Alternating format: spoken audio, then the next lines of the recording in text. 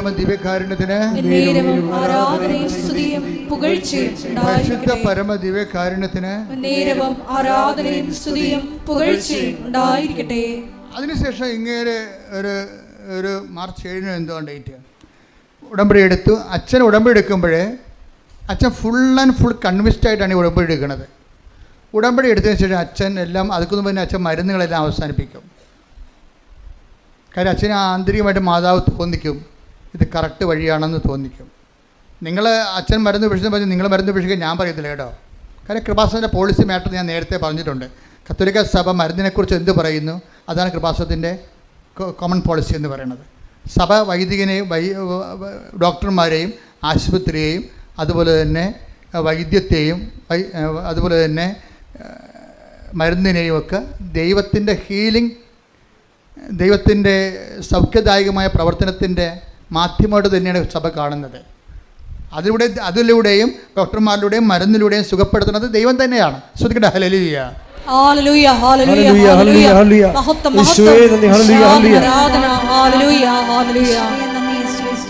അപ്പോൾ ഈ അച്ഛനെ സംബന്ധിച്ചിടത്തോളം ഉടമ്പടി എടുത്ത് ഇപ്പം അച്ഛൻ്റെ ഹീമോഗ്ലോബിൻ എത്രയാണ്? 7.6. അതുപോലെ തന്നെ പിന്നീട് ഓരോ ദിവസം ചെല്ലും തോറും ഈ 2 പോയിൻ്റ് ഉടമ്പടി എടുത്തതിന് ശേഷം ഒരു മരുന്ന് ഉപയോഗിക്കാതെ ഈ ഹീമോഗ്ലോബിൻ കൂടാൻ തുടങ്ങി. 2 പോയിൻ്റ് കൂടി ഒരു 7 ദിവസം കഴിഞ്ഞപ്പോഴുണ്ട് അച്ഛൻ്റെ ഹീമോഗ്ലോബിൻ 14.2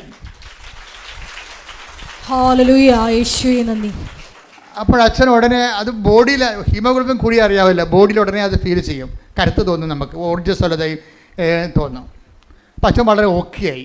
അപ്പോൾ അച്ഛൻ്റെ മനസ്സിൽ പറഞ്ഞ അദ്ദേഹം എന്താ ചെയ്തത് എന്നിട്ട് അദ്ദേഹം പറയുന്നുണ്ട്, ഞാൻ ഉടമ്പടി ഹീലിംഗ് പ്രോസസ്സിൽ ഇരിക്കുമ്പോൾ പോലും ഞാൻ ചെയ്തതെല്ലാം വൃത്തിയായിട്ടാണ് ചെയ്തത്. ഞാൻ 5 പത്രം മേടിച്ചുകൊണ്ട് 5 തരം പത്രം മേടിച്ചുകൊണ്ട് പോകും. 5 തരമാണേ. എന്തൊക്കെയാണ്? മലയാളം, ഇംഗ്ലീഷ്, കന്നഡ, തെലുങ്ക്, ഹിന്ദി. അപ്പോൾ ഒരു വൈദികൻ ചെയ്യണതാണ്. അച്ഛന് ആ ഓരോ കൂട് പത്രം മേടിക്കുകയാണ്. അപ്പോൾ എന്തുമാത്രം മാതാവ് ബോധ്യം കൊടുത്തിട്ടുണ്ട്. എന്തുകൊണ്ടാണ് ഇത്രയും പെട്ടെന്ന് അച്ഛന് ഹീലിംഗ് ഉണ്ടായതെന്ന് പറഞ്ഞു കഴിഞ്ഞാൽ അച്ഛൻ്റെ പ്രേക്ഷിത പ്രവർത്തനം ഓക്കെയാണ്. കാര്യം എന്താ? പൗലോസ് അപ്പോസ്തലൻ പറഞ്ഞത് ഈ പത്രത്തിലാണല്ല കളി മുഴുവൻ ഇരിക്കണത്. അല്ല, ഇവിടെ കൃപാസനത്തിൻ്റെ അറ്റാക്ക് ഇട്ട് അകത്തുനിന്നും പുറത്തുനിന്നും ഒക്കെ പരാതികൾ കിട്ടുന്നത് എന്താണ്? അപ്പോൾ ഞങ്ങൾക്ക് പത്രത്തെക്കുറിച്ച് ഞങ്ങൾക്ക് ചിരി വരും. എന്താ കാര്യം അറിയാമോ? പത്രം നന്നായി പ്രവർത്തിക്കുകയും അതേസമയം തന്നെ സുവിശേഷം നന്നായി പ്രചരിക്കുകയും സാക്ഷികൾ കൂടുതൽ ഉണ്ടാകുകയും ചെയ്യുമ്പോഴേ സത്താന് തീർച്ചയായിട്ടും വിറവലുണ്ടാകും. അവൻ്റെ വിറവൽ അവൻ്റെ ഓരോ തരത്തിലുള്ള മനസ്സിലുണ്ടാകുന്ന അസ്വസ്ഥങ്ങൾ വ്യക്തികളിലൂടെയും ഓരോരോ സംവിധാനങ്ങളിലൂടെയും നമ്മളിങ്ങനെ അലട്ടിക്കൊണ്ടിരിക്കും. അപ്പം ആദ്യമൊക്കെ അത് മനസ്സിലായില്ല, പിന്നീട് മനസ്സിലായപ്പോൾ ഞങ്ങൾക്ക് ഭയങ്കര സന്തോഷമായി. എന്താ കാര്യം? അത്ര തീവ്രമായിട്ട് സുവിശേഷ വേല പത്രത്തിലൂടെ നടക്കുന്നുണ്ട്. ഇപ്പോൾ ധ്യാനഗുരുക്കന്മാർ വരെ അതിപ്പോൾ അംഗീകരിച്ചിട്ട് അവരവരുടെ ശുശ്രൂഷകളോട് പറയാൻ തുടങ്ങി, നിങ്ങൾ കണ്ടിട്ടില്ലേ?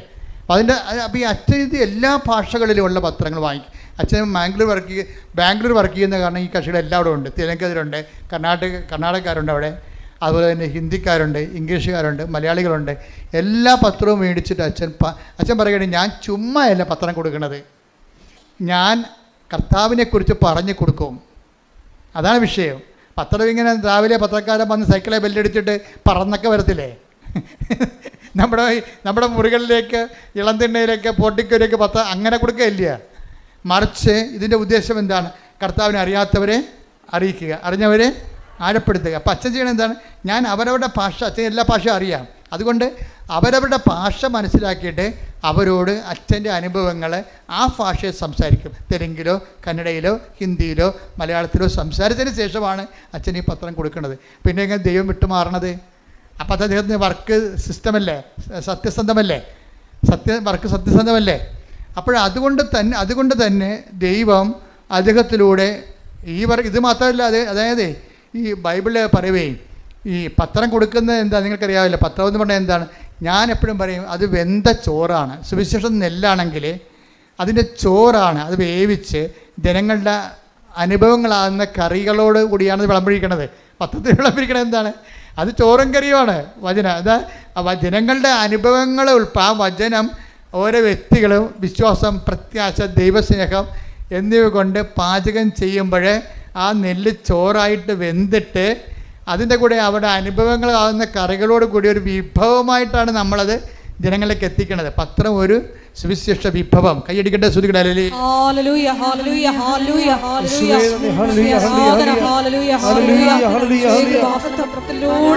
വലിയ അടയാളങ്ങളും അത്ഭുതങ്ങളും ജനങ്ങളിലൂടെ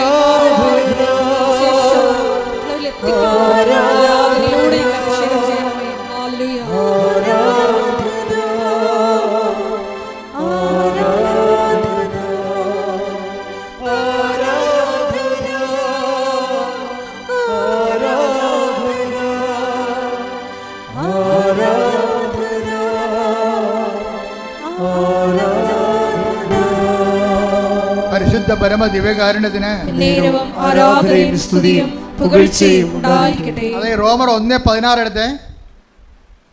സുവിശേഷത്തെക്കുറിച്ച് ഞാൻ ലജ്ജിക്കുന്നില്ല. കണ്ടാ, എന്നാണ് തുടങ്ങണത്. സുവിശേഷത്തെക്കുറിച്ച് ഞാൻ ലജ്ജിക്കുന്നില്ല. ആദ്യം അത് യഹൂദർക്ക്, പിന്നീട് വിജാതിയർക്കും രക്ഷയിലേക്ക് നയിക്കുന്ന ദൈവത്തിൻ്റെ ശക്തിയാണ്. അത് നിസ്സാരമല്ല കേട്ടോ. പത്രം ഒരു ശക്തിയുണ്ട്. പത്രത്തിൻ്റെ ശക്തി എന്നൊക്കെ പറയല്ലേ. ആ ശക്തി എന്ന് പറഞ്ഞാൽ എന്താണത്? സുവിശേഷമാണത്. സുവിശേഷം ഇപ്പം നമ്മൾ സാക്ഷ്യം പറയുമ്പോൾ നമ്മൾ സുവിശേഷം ആകുകയാണ്. സാക്ഷ്യം പത്രത്തിൽ എഴുതി കൊടുക്കുമ്പോൾ നമ്മൾ സുവിശേഷം ഏകുകയാണ്. പിടിയിട്ടില്ലേ? നമ്മൾ സാക്ഷ്യം പറയുമ്പോൾ ആരാകും? നമ്മൾ സുവിശേഷമാകും. നമ്മളെ സാക്ഷ്യം പ്രിൻ്റ് ചെയ്ത നമ്മുടെ സാക്ഷ്യം പത്രത്തിലാക്കിയിട്ട് അനേകരുടെ സാക്ഷ്യങ്ങൾ നമ്മൾ ജനങ്ങളിലേക്ക് കൊടുക്കുമ്പോൾ നമ്മൾ എന്താണ്? സുവിശേഷം ഏകുക. അപ്പം നമ്മുടെ ലക്ഷ്യം എന്താണ്? ഉടമ്പടിയുടെ സുവിശേഷമാകുക. പറഞ്ഞേ, സുവിശേഷമാകുക, സുവിശേഷമേകുക, സുവിശേഷമേകുക, സുവിശേഷമാകുക, സുവിശേഷമാകുക, സുവിശേഷമേകുക. കൈയടിക്കട്ടെ, ശ്രുതിക്കട്ടെ. ഹല്ലേലൂയ, ഹല്ലേലൂയ, ഹല്ലേലൂയ, ഹല്ലേലൂയ, ഹല്ലേലൂയ, ഹല്ലേലൂയ. യേശുവേ നന്ദി.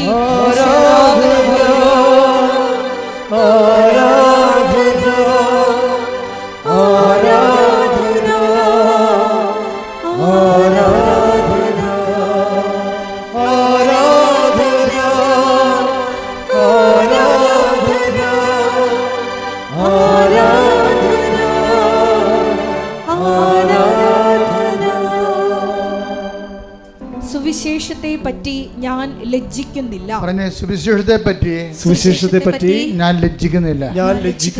എന്തെന്നാൽ വിശ്വസിക്കുന്ന ഏവർക്കും ആദ്യം യഹൂദർക്കും പിന്നീട് ഗ്രീക്കുകാർക്കും അത് രക്ഷയിലേക്ക് നയിക്കുന്ന ദൈവശക്തിയാണ്. അപ്പോഴേ പത്രം ഒരു ശക്തിയാണെന്ന് പറയാൻ കാര്യം എന്താണ്? പത്രത്തിലെ കർത്താവിൻ്റെ വചനങ്ങൾ, ആ വചനങ്ങൾ അനുഭവിച്ചവരുടെ അനുഭവ സാക്ഷ്യങ്ങൾ കൂടിയാണ് കൊടുക്കുന്നത്. ഇത് നമ്മൾ കൊടുക്കുമ്പോൾ ലജ്ജിക്കരുത്. എന്താ കാര്യം? സുവിശേഷത്തെക്കുറിച്ച് ലജ്ജിക്കുന്നവന് ക്രിസ്തുവിനെക്കുറിച്ചാണ് ലജ്ജിക്കുന്നത്. അതവിടെ വിഷയം പറയുന്നത്. സുവിശേഷത്തെക്കുറിച്ച് ലജ്ജിക്കുന്നത്, ഇപ്പം നമ്മളെ സംബന്ധിച്ചുള്ള സുവിശേഷം കണ്ടിട്ടില്ല, മലയാളം സുവിശേഷം വായിച്ചാൽ തന്നെ മനസ്സിലായിട്ടില്ല. ഈ മനസ്സിലാകാത്തവർക്ക് പിന്നെ എന്ത് ചെയ്യും? മനസ്സിലാകുന്ന ഭാഷയിലാണ് സുവിശേഷം പത്രത്തിലൂടെ എഴുതിയിരിക്കുന്നത്, അവരുടെ അനുഭവത്തിലൂടെ. എല്ലാവരും സുവിശേഷം പത്രം വായിച്ച് അനുഭവങ്ങൾ കണ്ടറിഞ്ഞിട്ടാണ് പിന്നെ സുവിശേഷം കേൾക്കാൻ വേണ്ടി വരണതും അത് വിശ്വസിക്കാൻ വേണ്ടി വരണതും അനുസരിച്ച് ജീവിക്കാൻ വേണ്ടി തയ്യാറാകണതും. കൈയടിച്ച് കർത്താവ് തുടരുക.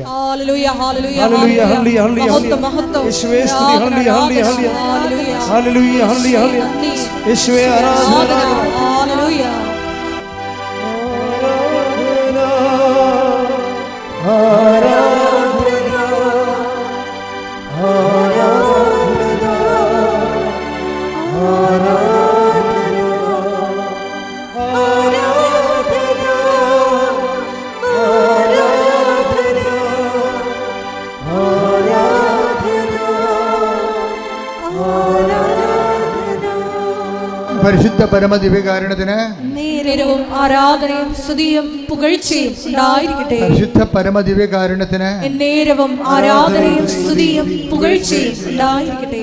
അപ്പോൾ ഇതോടുകൂടി അച്ഛൻ്റെ വർക്ക് ആത്മാർത്ഥമാണ് ദൈവത്തിന് തോന്നിയപ്പോഴേ രണ്ട് കാര്യങ്ങൾ കൂടി അച്ഛൻ ചെയ്ത് കൊടുത്ത്. അതായത് അച്ഛന് ഭയങ്കര ജോയിൻറ്റ് പെയിൻസ് ആയിരുന്നു. ആ ജോയിൻറ്റ് പെയിൻസ് ചെന്നപാടെ തന്നെ പോയി. അച്ഛൻ നടക്കാനോ എടുക്കാനോ പാടില്ലാത്ത വിധത്തിലുള്ള ജോയിൻറ്റ് പെയിൻസാണ്. ആ ജോയിൻറ്റ് പെയിൻസ് വെച്ചുകൊണ്ടാണ് കർത്താവ് ഈ പത്രമൊക്കെ അച്ഛൻ വിതരണം ചെയ്യണതും ആൾക്കാർക്ക് സുവിശേഷ വേല, പരിശുദ്ധ വേല ചെയ്യണത്. അപ്പോൾ അതോട് ജോയിൻറ്റ് പെയിൻസ് മാറി. രണ്ടാമതൊരു കാര്യം കൂടി മാറിയതായിട്ട് അച്ഛൻ പറയുന്നത്, അതായത് ഷുഗറാണ്. 300ഓളം ഉണ്ടായിരുന്ന ഷുഗർ നോർമലായിട്ട് 113 നോർമൽ ആവശ്യമായിരിക്കും. അപ്പോൾ ഇതെല്ലാം ഒരു വ്യക്തികളിൽ, അതായത് നിങ്ങളൊരു അനുഭവം കിട്ടിക്കഴിയുമ്പോൾ പിന്നീട് നിങ്ങൾ പ്രവർത്തനങ്ങളിലും പ്രേക്ഷിത പ്രവർത്തനങ്ങളിൽ കയറി നിൽക്കണം. അപ്പോഴാണ് നിങ്ങൾ സ്റ്റെപ്പായിട്ട് ദൈവം ഓരോ വിഷയങ്ങൾ ഇടപെട്ട് വരണത്. എന്ന് വെച്ച് കഴിഞ്ഞാൽ പ്രാവർത്തനത്തിന് ആനുപാതികമായിരിക്കും ദൈവാനുഭവം എന്ന് ഞാൻ പറയുകയല്ല. അച്ഛൻ്റെ അനുഭവങ്ങൾ നിങ്ങൾക്ക് പകർന്നു നൽകുകയാണ്. അച്ഛൻ്റെ അനുഭവം ഇതാണ്. ഇതുപോലെ അനുഭവമുള്ള അനേക ആയിരങ്ങളുണ്ട്. അവരുടെ സാക്ഷ്യങ്ങളാണ് നമ്മൾ എല്ലാ ദിവസവും കേട്ടുകൊണ്ടിരിക്കുന്നത്. അപ്പോൾ സാക്ഷ്യം എന്ന് പറയണത് തന്നെ അതുപോലെ തന്നെ അപ്പോൾ എപ്പോഴും നിങ്ങൾ ചെയ്യേണ്ടത്, ഞാനിപ്പോൾ എന്നെ കാണാൻ വരുന്നവരോട് പറയും, നിങ്ങൾ ഇന്ന് മുതൽ എന്നെ സുവിശേഷത്തിൻ്റെ സാക്ഷിയാക്കണമെന്ന് പ്രാർത്ഥിക്കണമെന്ന് പറയും. കാര്യം വെച്ചാൽ ദൈവത്തിൻ്റെ ഇൻട്രസ്റ്റ് കൂടി കവർ ചെയ്തുകൊണ്ടാണ് ഞാൻ ആ ഉപദേശം കൊടുക്കുന്നത്.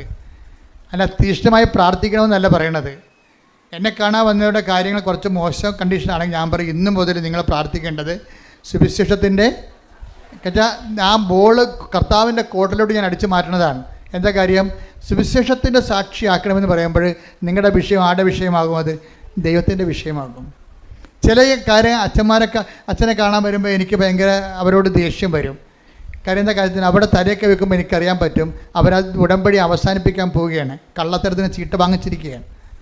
എന്താ കാര്യം വെച്ച് കഴിഞ്ഞാൽ ഇനിയിപ്പോൾ അച്ഛനെ കാണാൻ കൂടിയല്ലേ ഉള്ളതിൻ്റെ അകത്ത്, എന്നാൽ അതും കൂടി നടക്കട്ടെ എന്ന് വെച്ചുകൊണ്ട് അവരെ പഴയ ജീവിതത്തിലേക്ക് അവർ തിരിച്ചു പോകാൻ പോകണം. ഇതിനുള്ളിൽ നമുക്ക് ഉള്ള പിന്നെ ഒരു ചാൻസ് ഉള്ളത് അച്ഛനെ കാണുകയാണ്. അപ്പോൾ അച്ഛനെ കാണുന്നത് അനുഗ്രഹം ഏതെങ്കിലും വിധത്തിൽ കിട്ടിക്കൊട്ടോ എന്നുള്ള അവസാന നടപടി ഭാഗമാണ്. അത് അവർ ദൈവത്തിന് വേണ്ടി ജീവിക്കുന്നതിന് അവർക്ക് താല്പര്യമില്ല. അപ്പം ഞാനിവിടെ എന്നെ കാണാൻ വരുമ്പോൾ തന്നെ ചോദിക്കും, ഉടമ്പടി ഇവിടം വരെയായി, ഇതാരാണ് എടുത്തത്, നിങ്ങൾ ചെയ്യുന്ന പ്രേക്ഷിത വേല എന്താണ്, നിങ്ങൾ ചെയ്യുന്ന ആതുര സേവനം എന്താണ്, എത്ര രോഗികളെ കാണാൻ പോയി, ഇവർ പാടിക്കും. അപ്പോൾ ഞാൻ വണ്ടി വിട്ടേക്കാൻ പറയും.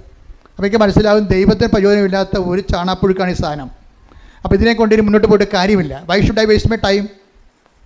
രോഗിയാണെങ്കിൽ മാത്രം പ്രാർത്ഥിക്കും. കാര്യം രോഗിയോട് കരുണ കാണിക്കണം കർത്താവ് പറഞ്ഞിട്ടില്ലേ. അല്ലെങ്കിൽ എനിക്കറിയാം ഇത് അനുഗ്രഹം അടിച്ചു മാറ്റിയിട്ട് ദൈവത്തിൽ നിന്ന് പിന്തിരിഞ്ഞ് പോകാനുള്ള ഉദ്ദേശത്തിന് വേണ്ടിയാണ്, കാപട്യമായിട്ടാണ് ഇവിടെ അച്ഛനെ കാണാൻ ഉദ്ദേശിക്കുന്നത്. അപ്പോൾ അത് നിങ്ങൾ ശ്രദ്ധിക്കണം. അത് ചില ആൾക്കാർ അച്ഛനെ കണ്ടു കഴിയുമ്പോൾ മുമ്പത്തെക്കാൾ വെടിക്കെട്ടായിട്ട് അവരങ്ങോട്ട് ഉണർന്ന് അവിടെ തെറ്റുകളൊക്കെ തിരുത്തി ഭംഗിയായിട്ടൊരു ഉടമ്പടി ചെയ്ത് കർത്താവിൻ്റെ സാക്ഷിയായിട്ട് പോകണത് കാണാം. അതുപോലെ തന്നെ ഇന്നലെ കഴിഞ്ഞ ദിവസങ്ങളിലൊക്കെ ഞാൻ നിങ്ങളെക്കുറിച്ച് ഈ ഞായറാഴ്ച കൂട്ടായ്മ ധ്യാനം റെക്കോർഡ് ചെയ്യുന്ന ഇത് ആരാധനയിൽ വെച്ച് നിങ്ങളെക്കുറിച്ച് ഓർക്കുമ്പോഴൊക്കെ എൻ്റെ മനസ്സിൽ കർത്താവ് തരണ ഒരു വചനം എന്താണെന്നറിയാമോ? ഒരു മനുഷ്യൻ പണ്ട് രഥത്തിൻ്റെ പുറകെ ഓടി നടന്ന്, സുവിശേഷത്തിൽ ഏറ്റവും മനോഹരമായ ഒരു രംഗമാണത്. അത് എത്യോപ്യക്കാർ ഫൈനാൻസ് രാജാവ്, അവിടുത്തെ ഫൈനാൻസ് മന്ത്രിയാണ് എത്യോപ്യക്കാരൻ, ഷണ്ടനാണ് അദ്ദേഹം. ഷണ്ടൻ എന്ന് പറഞ്ഞാൽ എന്താണെന്ന് വെച്ചാൽ ടെസ്റ്റിക്കിൾസൊക്കെ മുറിച്ച് കളയും. കർത്താവിൻ്റെ കാലത്ത് എത്യോപ്യയിലൊക്കെ എല്ലാ രാജ്യങ്ങളിലും ധനമന്ത്രിമാരുണ്ടാകുമല്ലോ. അപ്പോൾ ധനമന്ത്രിമാരുണ്ടാകുമ്പോൾ രാജാക്കന്മാരെന്താ ചെയ്യണമെന്ന് അറിയാമോ? അവരുടെ വൃഷ്ണം കണ്ടിച്ച് കളയും. എന്താ കാര്യം? ഇവർക്ക് മക്കളുണ്ടായി കഴിഞ്ഞാൽ ഇവർ ഖജനാവിൽ നിന്ന് കൈയിട്ട് വരും. അതാണ് എത്യോപ്യക്കാരൻ ഷണ്ടൻ എന്ന് പറയണത്. ഫൈനാൻസ് മിനിസ്റ്ററാണ് അവിടുത്തെ. പക്ഷേ ബൈബിൾ പറയുന്നുണ്ട് അയാൾ ഷണ്ടനാണ്. കാരണം ഫൈനാൻസ് മിനിസ്റ്റർ ആയതുകൊണ്ട് സ്വാഭാവികമായിട്ട് കോടിക്കണക്കിന് രൂപ വരുമ്പോൾ അയാളുടെ കുടുംബത്തിലേക്ക് കൊടുക്കാതിരിക്കാൻ വേണ്ടി, അയാളുടെ കുടുംബം ഉണ്ടാകാതിരിക്കാൻ വേണ്ടി അയാളുടെ വൃക്ഷണങ്ങൾ മുറിച്ച് കളയും. അതങ്ങനെ ഷണ്ടൻ. അതാണ് ഈശോ പറയണത്, മനുഷ്യരാൽ ഷണ്ടന്മാരാക്കപ്പെടുന്നവരുണ്ട് അല്ലേ? ഈശോ പറയത്തില്ലേ, സ്വരാജ്യത്തെ പോലെ തങ്ങളെ തന്നെ ഷണ്ടന്മാരാക്കുന്നവരുണ്ട്. അപ്പോൾ ഈ മനുഷ്യരാൽ ഷണ്ടന്മാരാക്കുന്നവരാണ് ഈ ടൈപ്പ്. ഈ മനുഷ്യൻ ജെറുസലേമിൽ ദൈവാരാധനയ്ക്ക് പോയിട്ട് തിരിച്ചു വരികയും ആ രംഗത്തെ നടപടി പുസ്തകം 8:29 എടുത്ത് ശ്രുതികട ഹല്ലേലൂയ പ്രവർത്തനങ്ങൾ 8:29. ആത്മാവ് പീലിപ്പോസിനോട് പറഞ്ഞു ആ രഥത്തെ സമീപിച്ച്, ഈ ഫൈനാൻസ് മിനിസ്റ്ററിലെ ധനകാര്യ മന്ത്രിയുടെ രഥത്തിൽ പോകുകയാണ് അയാൾ. അപ്പം ആത്മാവ് പീലിപ്പോസിനോട് പറഞ്ഞു, എന്താ പറയണത്? ആ രഥത്തെ സമീപിച്ച് അതിനോട് ചേർന്ന് നടക്കുക.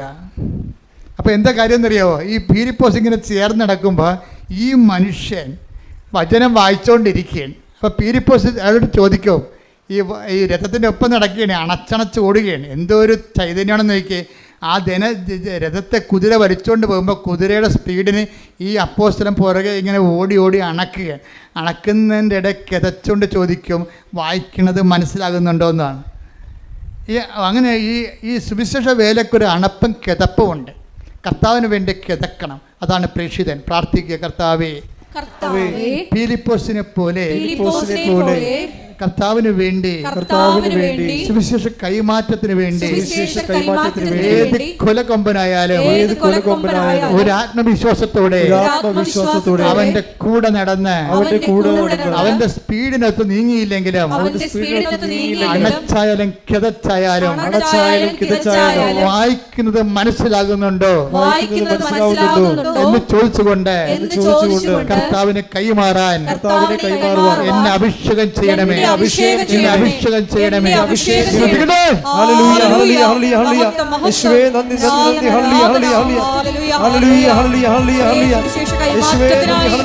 ഓരോരുത്തരെയും തിരഞ്ഞെടുത്ത് അഭിഷേകം ചെയ്യണമേ. ഹല്ലേലൂയ. ശക്തി പകർന്നിടണേ പരിശുദ്ധാത്മാവേ, ശക്തി പകർന്നിടണേ. അവിടുത്തെ ബലം ആവശ്യമില്ലാതെ നീ അറിയുന്നു.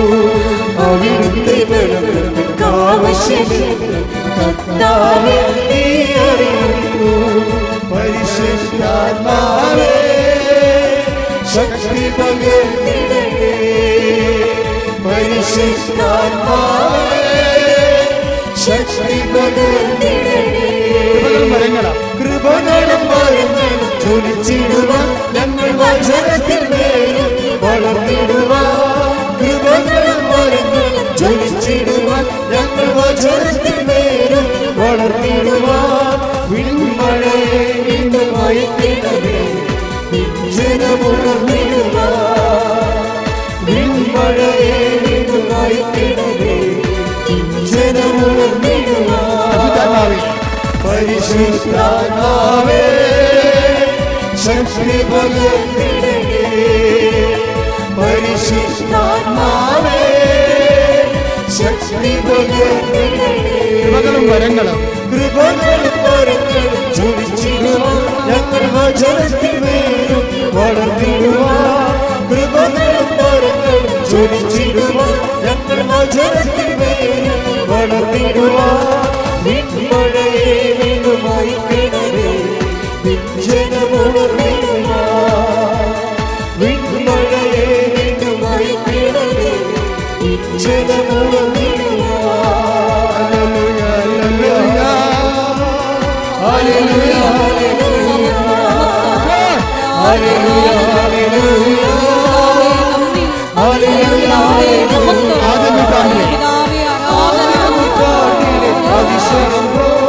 അതിശയം ലോകത്തിൽ നടന്നിടുവാൻ. ആദ്യ നൂറ്റാണ്ടിൽ അനുഭവം പോൽ അതിശയം ലോകത്തിൽ നടന്നിടുവാൻ. ആദിയിലെന്ന പോലാത്മാവേ അധിക ബലം തരണേ. ആദിയിലെന്ന പോലാത്മാവേ അധിക ബലം തരണേ. ആദിയിലെന്ന പോലാത്മാവേ അധിക ബലം തരണേ. ആദ്യനൂറ്റാണ്ടിലെ അനുഭവം പോൽ അതിശയം ലോകത്തിൽ നടന്നിടുവാൻ. ആദ്യനൂറ്റാണ്ടിലെ അനുഭവം പോൽ അതിശയം ലോകത്തിൽ നടന്നിടുവാൻ. ആദിയിലെന്ന പോലാത്മാവേ അധിക ബലം തരണേ. ആദിയിലെന്ന പോലാത്മാവേ അധിക ബലം തരണേ. ഹല്ലേലൂയ, ഹല്ലേലൂയ, ഹല്ലേലൂയ, ഹല്ലേലൂയ, ഹല്ലേലൂയ,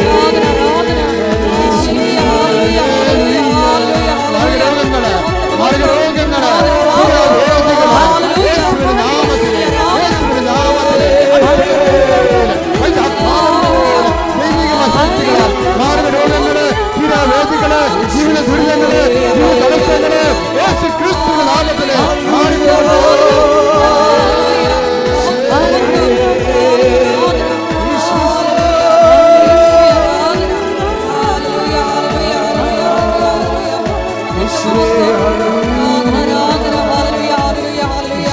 യേശുവേ ആരാധന, ഹല്ലേലൂയ, ഹല്ലേലൂയ. ഹല്ലേലൂയ, മഹത്വം, മഹത്വം. ആരാധന, ആരാധന, ഹല്ലേലൂയ, ഹല്ലേലൂയ. മാത്യു ഏലംകുളം അച്ഛൻ്റെ സാക്ഷ്യത്തിലൂടെയാണ് നമ്മൾ പോകുന്നത്. അച്ഛൻ്റെ സാക്ഷ്യത്തിൻ്റെ ഒരു ഭാഗം എന്ന് പറയുന്നത് അച്ഛൻ്റെ ഇൻറ്റൻഷൻസാണ്. ഇൻറ്റൻഷൻസ് അച്ഛൻ പറഞ്ഞത് അതാണ് ഈ അച്ഛന്മാരുടെ ഒരു ഗുണം. ഈ അറിയാവുന്നവരെ സംബന്ധിച്ചിടത്തോളം അവരെ പ്ലേസ് ചെയ്യുമ്പോൾ കറക്റ്റ് ഷാർപ്പ് പ്ലേസിങ് ആയിരിക്കും. അച്ഛൻ്റെ ഒന്നാമത്തെ ഇൻറ്റൻഷൻ എന്താണെന്ന് അറിയാമോ? അച്ഛൻ്റെ ഒന്നാമത്തെ ഇൻറ്റൻഷൻ നമ്മൾ നിയോഗങ്ങൾ എഴുതത്തില്ലേ, അച്ഛൻ എഴുതിയിരിക്കുന്ന ഒന്നാമത്തെ എന്തുകൊണ്ടാണ് ഇത്രയും വലിയ മാറ്റങ്ങൾ അച്ഛനിലൂടെ സംഭവിച്ചത് എന്താണ്? ഒന്നാമത്തെ ഇൻറ്റൻഷൻ എന്താണെന്ന് അറിയാമോ? എന്നെ പരിശുദ്ധാത്മാവനാൽ നിറക്കണമേ എന്നാണ്. Praise the Lord, hallelujah, hallelujah. അച്ഛൻ ഇതെല്ലാം കേട്ട് മനസ്സിലാക്കിയപ്പോൾ അതിൻ്റെ കുറിഞ്ഞ് എന്താണെന്ന് മനസ്സിലായി. അപ്പോൾ അച്ഛനെ ഒന്നാമത്തെ നിയോഗമായിട്ട് എഴുതിയിട്ടിരിക്കണത് എന്താണ്? എന്നെ പരിശുദ്ധാത്മാവ് നിറക്കണമേ. അതെന്താണ്? ദൈവനിയോഗമാണ്, ദൈവത്തിൻ്റെ നിയോഗമാണ്. ഉടമ്പടിയിൽ ഇന്ന് ഞാൻ രാവിലെ ഒരു അച്ഛനോട് സംസാരിച്ചെന്ന് പറഞ്ഞല്ലേ, ഏലംകുളം അച്ഛൻ്റെ സാക്ഷ്യത്തിൻ്റെ ബേസ്മെൻറ്റിലാണ് ഞാൻ ഈ രാവിലെ അച്ഛനോട് സംസാരിച്ചത്. അച്ഛനോട് പറഞ്ഞ അച്ഛാ, ഉടമ്പടിയുടെ നിയോഗങ്ങൾ തന്നെ രണ്ട് വിധമുണ്ട്. മനുഷ്യനിയോഗങ്ങളുണ്ട്, ദൈവനിയോഗങ്ങളുണ്ട്. നമ്മളെല്ലാം മനുഷ്യനിയോഗങ്ങൾ എഴുതിയിരുന്നതുകൊണ്ടാണ് ഈ ഉടമ്പടി പലപ്പോഴും താമസിക്കുന്നത്. അപ്പോൾ ദൈവത്തിന് കൂടി ആ ടേക്കപ്പ് ചെയ്യാനുള്ള കണ്ടൻറ്റ് വൈസ് അതിൻ്റെ അകത്ത് കറക്റ്റാണെങ്കിൽ ഇത് പെട്ടെന്ന് ദൈവത്തിന് നിങ്ങൾ ഉടമ്പടി ഇടുമ്പോൾ അപ്പോൾ തന്നെ ദൈവത്തിന് ഇതുകൊണ്ട് എന്ത് പ്രയോജനം നിങ്ങൾ തന്നെ ചോദിക്കണം നിങ്ങളോട്. മനസ്സിലായില്ലേ? നിങ്ങൾ ILTC പഠനം പുരാടം വിൽക്കണം, കല്യാണം കഴിക്കണം എന്നൊക്കെ പറയുമ്പോഴേ അപ്പോൾ ദൈവത്തിന് ചോദ്യം ചോദിക്കാനുള്ള പൊസിഷൻ ഉണ്ടല്ലോ, ഇതുകൊണ്ട് എന്താണ് സ്വർഗത്തിന് പ്രയോജനമെന്ന്. അപ്പോൾ സീറോ ബെനിഫിറ്റ്സ് ആണെങ്കിൽ പിന്നെ why should God take up your matter? അതാ പ്രശ്നം. അതിനെ ചെക്ക് വെച്ചുകൊണ്ടാണ് അച്ഛൻ എഴുതിയിരിക്കുന്നത്. രണ്ടാമത് അച്ഛൻ നിയോഗം എന്താണെന്നറിയാമോ? വിശ്വാസത്തോടെയും. അപ്പോൾ അച്ഛനല്ലേ എന്നിട്ട് എഴുതിയിരിക്കുന്നത് എന്താണ്? നല്ല വിശ്വാസത്തോടെയും വിശ്വസ്തയോടെയും ജീവിക്കാൻ അനുഗ്രഹിക്കണമെന്ന്. Praise the Lord. അതാണ് അതായത് വിശ്വസ്തത എന്ന് പറയുന്നത്. ഇപ്പം നിങ്ങൾ വിവാഹ ജീവിതം നയിക്കുന്ന ആൾക്കാരാണ്. വിവാഹ ജീവിതം നയിക്കുന്ന കഴിഞ്ഞ ദിവസങ്ങളിൽ ഞാനും അലക്സത്തിനും കൂടി ഒരു വീട്ടിൽ പോയി. ഇപ്പം ഞങ്ങളെ കുറേ സഹായിക്കുന്ന ആൾക്കാരാണ്. പ്രത്യേകിച്ച് നമ്മുടെ സ്ഥലങ്ങളൊക്കെ ഒന്ന് നിരത്താനൊക്കെ അങ്ങനെയൊക്കെ കുറേ JCB ഉണ്ട്. 2005 ബന്ധമാണ്. അപ്പോൾ മകളെ കല്യാണത്തിൻ്റെ സമയപ്പോൾ കല്യാണത്തിൽ വിളിച്ചപ്പോൾ കല്യാണത്തിന് പോകാനൊന്നും പറ്റത്തില്ല. അതുകൊണ്ട് ജസ്റ്റ് സമയം കിട്ടിയപ്പോൾ ആ വീടൊന്ന് പ്രാർത്ഥിക്കാൻ പോയി. അപ്പോൾ ഞാൻ ആ മകളോട് പ്രാർത്ഥിച്ച് കഴിഞ്ഞ് കെട്ടാൻ പോണ പെണ്ണിനോട് അടുത്ത് വിളിച്ചിട്ട് പറഞ്ഞ്, അതായത് ഇതെന്ന് പറയണത് നമുക്ക് ഇപ്പോഴേ എല്ലാ ആൾക്കാർക്കും ഒരു ടൈം കഴിഞ്ഞ് കഴിഞ്ഞാൽ ഇതിൻ്റെ മണവും ഗുണവും മാറണമെങ്കിൽ പണ്ട് കല്യാണത്തിന് മണവും ഗുണവും പറയണമെങ്കിൽ 5 കൊല്ലം എടുക്കും. ഇന്ന് 5 ദിവസം മതി ഇത് മാറാൻ. അത്രയേ ഉള്ളൂ. ടൈം എന്ത് കുറഞ്ഞു. മണവും ഗുണവും എന്നൊക്കെ പറയുന്നത് നാട്ടുകാരുടെ ഭാഷയാണത് കേട്ടോ. അത് നമ്മളെ പിടിച്ചു നിർത്തുന്ന ആകർഷകമായ അട്രാക്റ്റീവ്നെസ്, അതാണ് മണവും ഗുണവും എന്ന് പറയുന്നത്. പണ്ടത്തെ അമ്മാമ്മമാരുടെ ഭാഷ. കല്യാണത്തിന് മണവും ഗുണമൊക്കെ മാറണമെങ്കിൽ പണ്ട് 5 കൊല്ലമൊക്കെ എടുക്കുമായിരുന്നു. ഇപ്പം 5 ദിവസം എടുത്താൽ മതി. അതിൻ്റെ കാരണം എന്താ? അതുകൊണ്ട് തന്നെ ഇത് ഡേഞ്ചറസ് പോയിൻ്റാണ്. പിരിയുന്നവർക്ക് പിരിയാൻ ഒരുപാട് കാരണങ്ങളുണ്ട്. പിരിയാതിരിക്കാൻ ഒറ്റ കാര്യമേ ഉള്ളൂ. എന്താണ്? ക്രിസ്തുവിൻ്റെ നാമത്തിലാണ് ഞാൻ ജീവിത പങ്കാളിയെ സ്വീകരിച്ചിരിക്കുന്നത്. Praise the Lord, hallelujah. അപ്പോൾ അവൻ്റെ നാമത്തിലാകുമ്പോൾ വിശ്വസ്തത ഇതിൻ്റെ മെയിൻ സംഭവമാണ്. ഉടമ്പടി വർക്ക് ചെയ്യണത് വിശ്വാസമല്ലേ? നിങ്ങളാൾക്ക് തെറ്റിദ്ധരിച്ചിട്ടാണ്. വിശ്വാസമില്ലാതെ നമ്മൾ ഇവിടം വരെ വരുമോ? ഇനി തിരിച്ചു പോകണത് എന്താണ്? വിശ്വസ്തതയിൽ വളരാനാണ് തിരിച്ചു പോണത്, വിശ്വാസം വളരാനല്ല. നിങ്ങൾ വരണത് വിശ്വാസത്തിൽ ആണ് വരണത്, പോണത് വിശ്വസ്തതയിൽ വളരാനാണ് പോണത്. എന്താണ്? നിങ്ങളെ ഒരാളെ കൂടി ചേർത്തിട്ടുണ്ട്. ആരാണ്? ബൈലാറ്ററൽ എഗ്രിമെൻ്റാണ്. കർത്താവുമായിട്ട് നിങ്ങൾ ഉഭയകക്ഷി സമ്മതമാണ്. ഇനി നിങ്ങൾ തമ്മിലുള്ള വിശ്വസ്തതയുടെ പോയിൻ്റ് ഉണ്ട്. അപ്പോൾ വിശ്വസ്തത എന്ന് പറയേണ്ടത് ഭയങ്കര, അത് എല്ലാ ജീവിതത്തിലും ദൈവവുമായിട്ടുള്ള എല്ലാ കല്യാണത്തിലുള്ള വിശ്വസ്തത എന്താണ്? ദൈവം യോജിപ്പിച്ചത് കൊണ്ടാണ് നമ്മൾ അത് മനുഷ്യൻ വേർപിരിക്കരുതെന്ന് പറയണത്. ദൈവം യോജിപ്പിച്ചത് കൊണ്ടാണ്. ഇപ്പോൾ PR ഉണ്ടാകുന്ന അവിടെ ചെന്നപ്പോൾ അമേരിക്കയിൽ ചെന്ന് പറഞ്ഞ് ഇയാൾക്ക് PR ഇല്ല എന്ന് പറഞ്ഞുകൊണ്ട് അവൾ ഉടനെ അടുത്ത ടിക്കറ്റ് എടുത്ത് നാട്ടിലോട്ട് പോകുന്നു. അവൾക്ക് PR ഇല്ല. PR എന്ന് പറഞ്ഞാൽ ഉടനെ പിരിയണേ ഇതൊക്കെ. അപ്പോൾ നീ എന്തിനാണ് കർത്താവിൻ്റെ തിരുസന്നിധിയിൽ വന്ന് നിന്നത്? ഇയാൾക്ക് PR ഉണ്ട്, അതുകൊണ്ട് കല്യാണം കഴിക്കണം എന്നാണ് പറയണത്. അപ്പോൾ ഇങ്ങനെയുള്ള കാപഠ്യ മുഖങ്ങളുണ്ട്. ഒരു കാര്യം ഞാൻ നിങ്ങളോട് പറഞ്ഞേക്കാം, ഒന്നുറങ്ങിയ നേരം വെളുക്കത്തില്ല. നിങ്ങൾ ദൈവത്തിനെ വഞ്ചിച്ച് സാമ്പത്തികമായി വയറ്റിപ്പിഴപ്പിൻ്റെ പേരിലാണ് വിവാഹിതരായെങ്കിൽ, ഒരു വ്യക്തി ദൈവത്തിനെ അറിഞ്ഞ വ്യക്തി ജീവിക്കുമ്പോഴേ കുറച്ച് പേയ്മെൻ്റ് ഉണ്ട് ഇതിൻ്റെ അകത്ത്. നിങ്ങൾ ഓർക്കരുത്, ഇത് ഈ കുരിശുരൂപ എന്തിനാണ്? ഞാൻ എല്ലാവരും കുരിശുരൂപം വേണ്ട, കുരിശ് മതി എന്നൊക്കെ പറഞ്ഞുകൊണ്ട് കുരിശ് മതി കുരിശുരൂപം വേണ്ടെന്നൊക്കെ പറയുമ്പോഴും ഞാൻ എന്താണ് വലിയ കർത്താവിനെ ഇങ്ങനെ കുരിശ് തറച്ച് അൾത്താറയിൽ ഇങ്ങനെ അടുപ്പിച്ച് വെച്ചിരിക്കണത് എന്തിനാണ്? പേയ്മെൻറ്റാണിത്. ക്രിസ്തുവുമായിട്ട് നിങ്ങൾ മുന്നോട്ട് പോകാൻ ഉദ്ദേശിക്കുന്നുണ്ടെങ്കിൽ ആ യാത്ര ആലപ്പുഴ വരെയല്ല, അതെവിടെയാണ്? നിത്യത വരെയാണ്. നിത്യത വരെയുള്ള യാത്രയ്ക്ക് പേയ്മെൻ്റ് ഉണ്ടെന്നാണ് ഈശോ പറഞ്ഞത്. ചില പ്രയാസങ്ങളും ചില പീഡാസഹനങ്ങളും ഈ ജീവിതത്തിൽ വരുമ്പോഴേ ക്രിസ്തുവിൻ്റെ നാമത്തിലെടുക്കുന്നതാണ് വിശ്വസ്തത എന്ന് പറയുന്നത്. വിശ്വസ്തത എന്ന് പറയുന്നത് എന്താണ്? നിങ്ങൾ അങ്ങോട്ടും ഇങ്ങോട്ടും എടുക്കുന്ന വിശ്വസ്തതയല്ല, നിങ്ങൾ വ്യക്തികൾ തമ്മിൽ അങ്ങോട്ടും ഇങ്ങോട്ടും കാണിക്കുന്ന വിശ്വസ്തത അല്ല. മറിച്ച് എന്താണ്? നിങ്ങൾ ദൈവത്തിൻ്റെ മുമ്പിൽ ദൈവത്തിൻ്റെ നാമത്തിൽ എടുത്തിട്ടുള്ളത് കൊണ്ടാണ് വിശ്വസ്തത എന്ന് പറയണത്. അതുകൊണ്ട് ദൈവത്തിൻ്റെ നാമം എന്ന് പറയുമ്പോൾ നിങ്ങൾ നിത്യത വരെയാണ് സംരക്ഷിക്കണത്. നിത്യത വരെയാണ് സംരക്ഷിക്കണത്.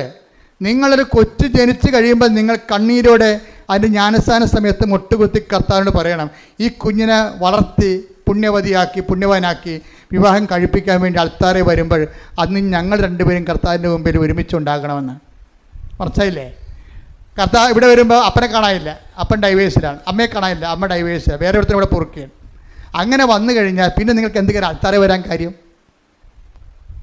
നിങ്ങൾ ഓരോരുത്തരുടെ കൂടെ കെട്ടിയവൻ്റെ കൂടെ പൊറുക്കാതെ അവനിലുണ്ടായ കുഞ്ഞിനെ കല്യാണം കഴിപ്പിക്കാൻ വേണ്ടി നീ ഇങ്ങനെ ഉടുത്ത് കെട്ടി മേക്കപ്പൊക്കെ ചെയ്തുകൊണ്ട് വന്നിട്ട് നിൻ്റെ കൂടെ കർത്താവിൻ്റെ കൂടെ വിശ്വസ്തയോടെ നീ ഏറ്റെടുത്ത ജീവിത പങ്കാളി നിൻ്റെ കൂടെ ഒരുമിച്ച് ജീവിക്കണില്ല എന്നുണ്ടെങ്കിൽ പിന്നെ നിനക്ക് എന്ത് റൈറ്റാണ് കർത്താവിന് മുമ്പിൽ വന്നത്? നീ ആ ജീവിച്ച് വഴിപിഴച്ച് 2-4 കഴിയതിന് ശേഷം നിൻ്റെ മകളെ കർത്താവിന് വീണ്ടും പിഴപ്പിക്കാൻ വേണ്ടിയാണ് നീ പിശാച വരണത്.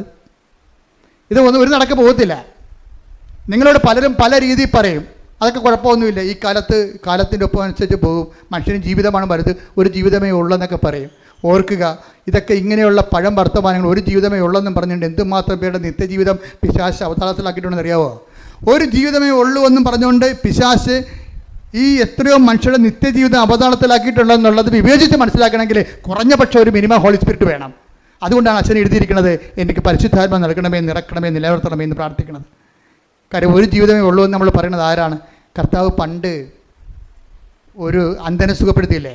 അത് വായിച്ചോളൂ, മർക്കോസിന്റെ സുവിശേഷത്തിൽ 8:22. ശ്രുതികട്ടെ ഹല്ലേലൂയ ഹല്ലേലൂയ ഹല്ലേലൂയ യേശുവേ നന്ദി ഹല്ലേലൂയ ഹല്ലേലൂയ ഹല്ലേലൂയ ഹല്ലേലൂയ ഹല്ലേലൂയ യേശുവേ സ്തുതി ഹല്ലേലൂയ. മർക്കോസ് 8:22, 23, 24, 25, 26 വായിച്ചേ. ശ്രുതികട്ടെ ഹല്ലേലൂയ ഹല്ലേലൂയ ഹല്ലേലൂയ. പിന്നീട് അവൻ ബെത്സയിദയിലെത്തി. കുറേ പേർ ഒരു അന്ധനെ കണ്ണുകാണാൻ മനുഷ്യനെ അന്ധനെ അവന്റെ അടുത്ത് കൊണ്ടുവന്ന് അവനെ സ്പർശിക്കണമെന്ന് യേശുവിനോട് അപേക്ഷിച്ചു. അവൻ അന്ധനെ കൈക്ക് പിടിച്ച് ഗ്രാമത്തിന് വെളിയിലേക്ക് കൊണ്ടുപോയി അവന്റെ കണ്ണുകളിൽ തുപ്പിയ ശേഷം അവന്റെ മേൽ കൈകൾ വെച്ചുകൊണ്ട് ചോദിച്ചു, നീ എന്തെങ്കിലും കാണുന്നുണ്ടോ? നോക്കിയിട്ട് അവൻ പറഞ്ഞു, ഞാൻ മനുഷ്യരെ കാണുന്നുണ്ട്. അവർ മരങ്ങളെ പോലെ നടക്കുന്നതായും കാണുന്നു. യേശു വീണ്ടും അവന്റെ കണ്ണുകളിൽ കൈകൾ വെച്ചു. അവൻ സൂക്ഷിച്ചു നോക്കി. കാഴ്ച തിരിച്ചു കിട്ടുകയും ചെയ്തു. അവൻ എല്ലാ വസ്തുക്കളും വ്യക്തമായി കണ്ടു.